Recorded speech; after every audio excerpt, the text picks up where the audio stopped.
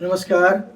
आज हामी कक्षा 12 को अर्थशास्त्र इकोनोमिक्स विषय को Unit-2 माइक्रो इकोनोमिक्स अंतर्गत च्याप्टर 2 अंतर्गत पर्ने केही न्युमेरिकल क्वेशन्सहरु लिएर आएका छौं। तपाईहरुलाई हामी थ्योरीका भिडियोहरु पहिले नै प्रस्तुत भइसकेको छ। अब केही हामी न्युमेरिकलका भिडियोहरु प्रस्तुत गर्ने छौं। यो बोर्ड एक्जामको लागि पनि ज्यादै महत्त्वपूर्ण क्वेशनहरु छन्। अब हामी क्वेशनतिर जाउँ। Number 1 मा छ complete the following table and derive TR, AR, MR. What type of market does it represent? यो तालिकालाई पूरा गर्नुस् र TR कुल आय, AR औसत आय, MR सीमान्त आय डिराइभ गर्नुस्, व्युत्पत्ति गर्नुस् भनेको छ। यहाँ हामीलाई दिएको पनि छ।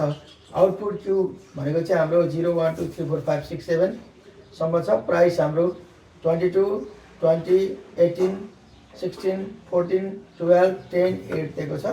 अब हामीले TR निकाल्नु पर्ने छ। TR निकाल्नको लागि हाम्रो TR भनेको चाहिँ हाम्रो P into Q। अब हाम्रो कति हुने भयो त भने 22 multiply 0 0 20 multiply 1 20 18 multiply 2 36 16 multiply 3 48 14 multiply 4 56 12 multiply 5 60 10 multiply 6 60 8 multiply 7 56 यसरी हाम्रो TR आएको छ। अब हाम्रो AR भनेको चाहिँ हाम्रो के हुन्छ भने TR अपन Q हुन्छ। अब TR भनेको 0 लाई 0 ले डिवाइड गर्दा मिल्दैन। 20 डिवाइड 1 20। अब यो 36 लाई 2 ले डिवाइड गर्नुस् 18 अनि 48 लाई 3 ले डिवाइड गर्नुस् 16 56 लाई 4 ले डिवाइड गर्नुस् 14 60 लाई 5 ले डिवाइड गर्नुस् 12 अनि 60 लाई 6 ले डिवाइड गर्नुस् 10 अनि 56 लाई 7 ले डिवाइड गर्नुस् 8। यो प्राइस सँग इक्वल आएको छ।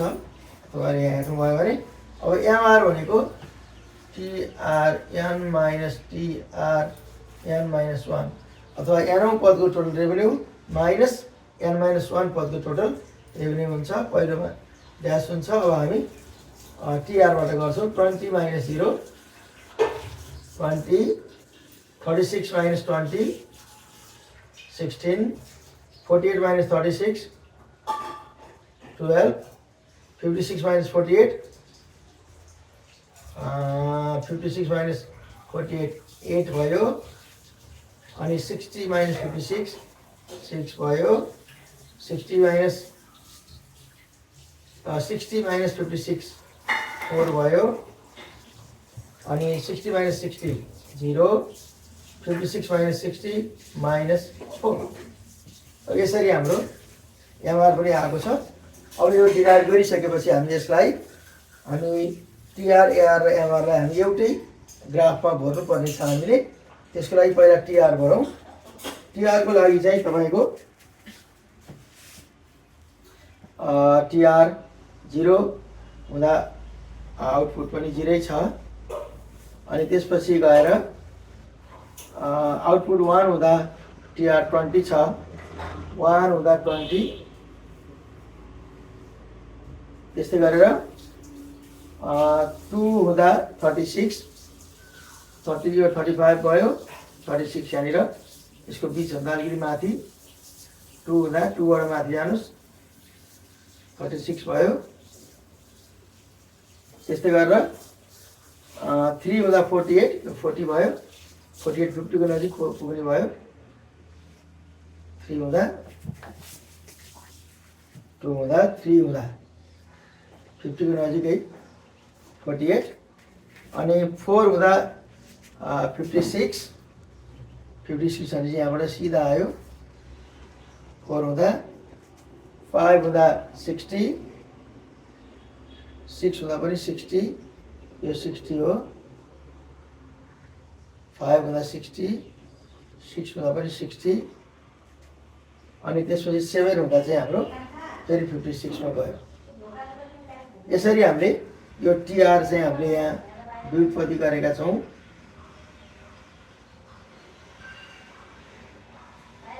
यो टिआर कर्भ हाम्रो आएको छ।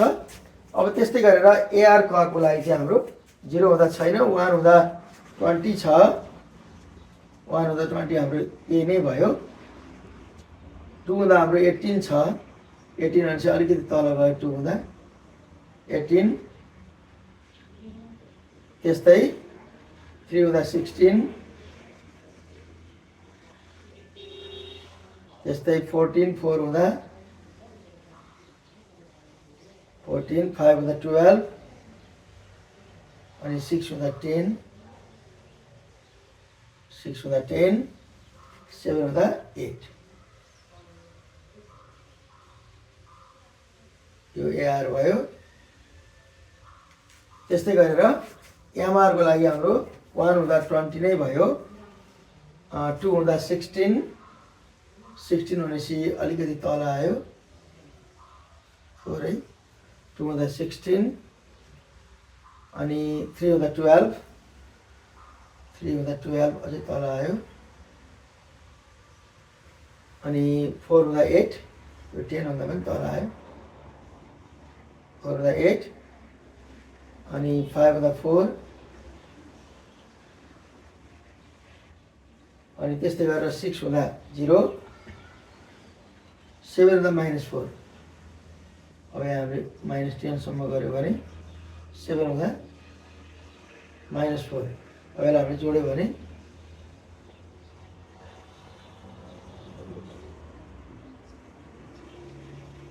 ल यो चाहिँ हाम्रो एमआर भयो। यसरी हामीले यो व्युत्पत्ति गरेका छौँ। अब यसमा हामीलाई अर्को चाहिँ डिराइभ भनेको छ, what type of market does it represent भनेको छ। यो चाहिँ कुन प्रकारको बजारलाई यसले प्रतिनिधित्व गर्छ भनेको छ। This market represent monopoly market.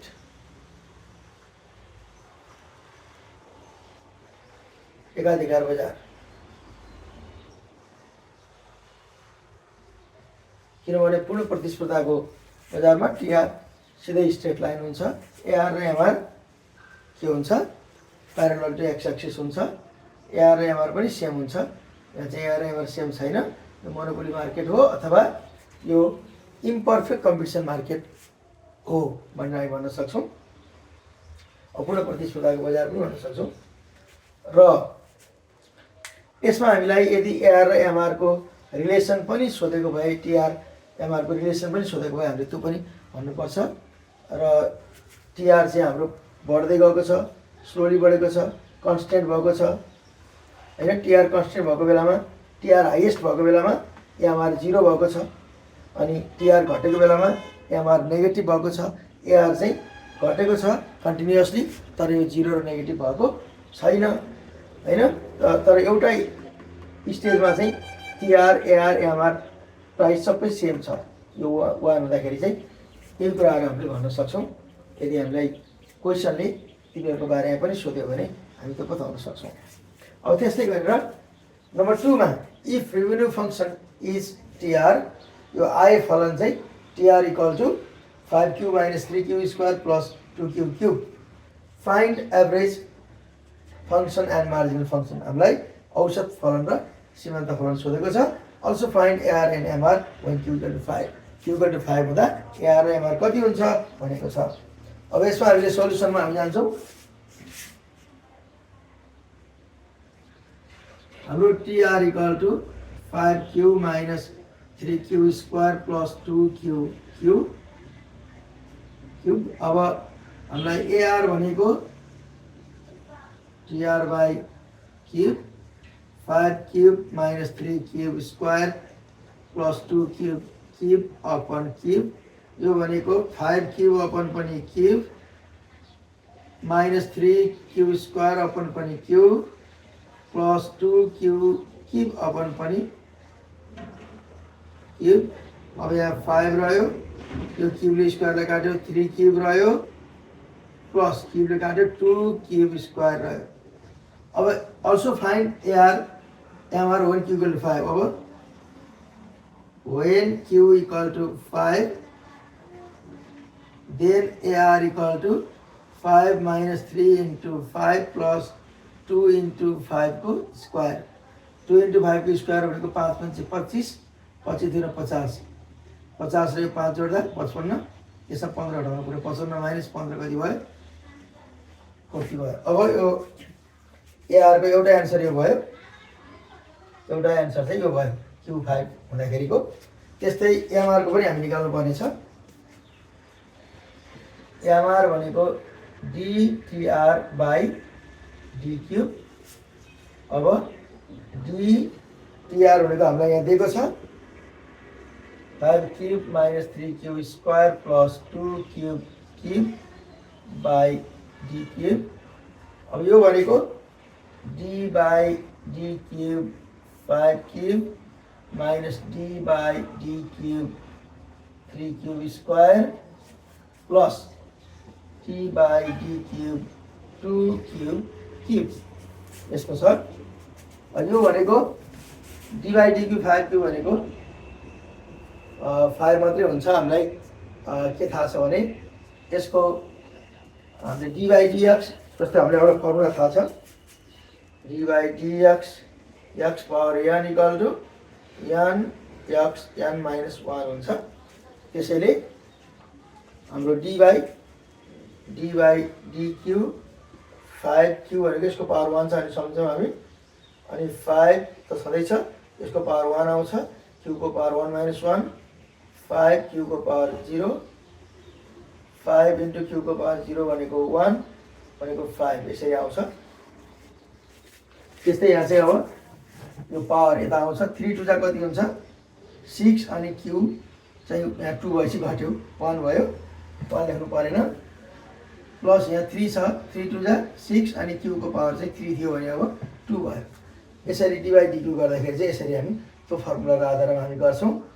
अब यसैलाई फेरि when एउटा एन्सर यो भयो when q equal to 5 then अब q equal to 5 हुँदा mr कति हुने भयो त 5 minus 6 into 5 plus 6 into 5 को स्क्वायर 5 को स्क्वायर 25 25 सका 150 र 5 ले 155 minus 30 155 minus 30 भनेको 125। यसरी हामीले यो क्यू हामीलाई टीआर दिएको बेलामा र क्यू दिएको बेलामा हामी के गर्न सक्छौं त एभरेज र मार्जिनल रेभिन्यू निकाल्न सक्छौं। ओके, तपाईहरुलाई यो कस्तो लाग्यो यो भिडियो? हामी फेरि अर्को चाहिँ कस्ट कर्भहरुको अर्को हामी तपाईहरुलाई एक्जाममा सोध्न सक्ने अर्को न्युमेरिकल्सहरु म अर्को भिडियोमा ल्याउने छु। ओके, तपाईहरुलाई बाइ भन्न चाहन्छु र आज होलीको दिन पनि हो, तपाईहरु सबैलाई ह्यापी होली भन्न चाहन्छु। धन्यवाद।